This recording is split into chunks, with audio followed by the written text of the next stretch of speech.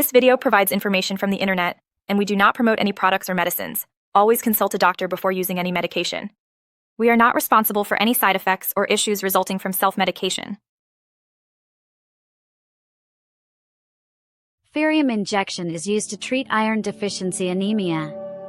It is administered intravenously and is suitable for those who cannot take oral iron. Indications and uses.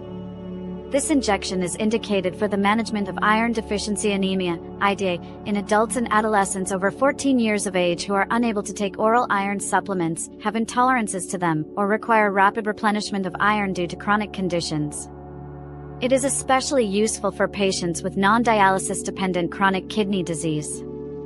Iron deficiency anemia is marked by inadequate iron levels, which can lead to significant health complications if not treated effectively. How it works.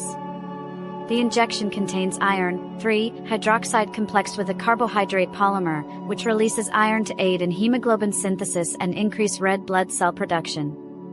Directions for use.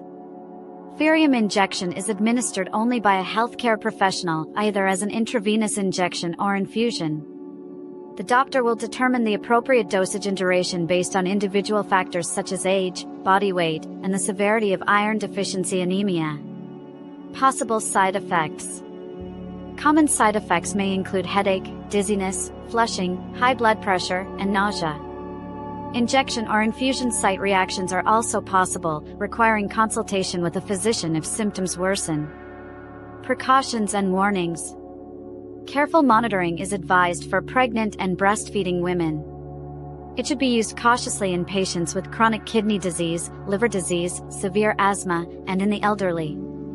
Additionally, it is contraindicated in individuals with known allergies to ferric carboxymaltose or other injectable iron preparations.